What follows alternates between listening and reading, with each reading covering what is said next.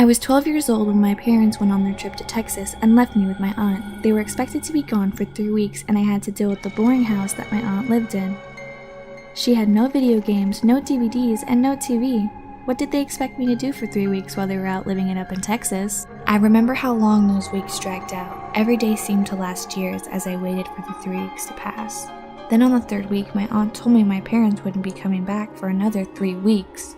She seemed upset when she said this, and I figured it was because she was stuck watching me for an extra 3 weeks. The next 3 weeks weren't as bad. I had met a friend down the street from my aunt's house, and he had a PS2 that we would play all day. I started to enjoy myself, and at the end of the next 3 weeks, I was more than ready to see my parents. A month and a half without them was terrible, and I missed my home. The next 3 weeks were just as uneventful as the first 3 weeks. I had forgotten how my house looked, and I nearly forgotten the faces of my parents. I was ready to go home. The night before my parents were supposed to be back, I was woken up with a tap on my shoulder.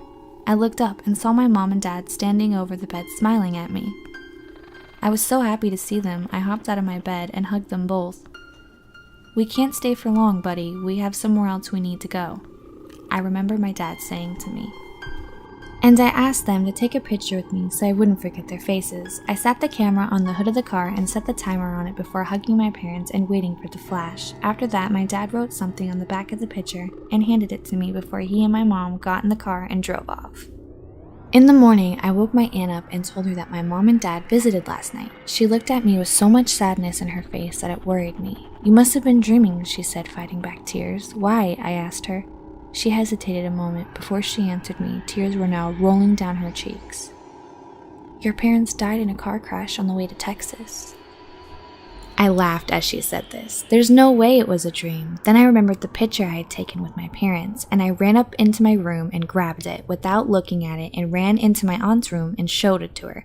"Look, here's proof. They were here." I handed her the picture. When she looked at the picture, she screamed and dropped it. Her face turned as white as snow. She covered her mouth. I was so confused, so I picked up the picture and looked at it. The picture showed me standing out in front of my aunt's house, hugging the mutilated figures of my parents. I couldn't believe what I was looking at. I dropped the picture on the floor as my hands went numb. The picture landed upside down, and I read the words written on the back. "We're sorry, kiddo." So my fellow lunatics, I hope you enjoyed my creepypasta narration on the story Sorry Kiddo. I will have the link in the description, and don't forget to follow me on all forms of social media, and like, comment, and subscribe, of course. I know I was gone for a minute, but now I'm back. Get ready for weekly videos, and don't forget, I'm here to fill those dark desires. Bye guys!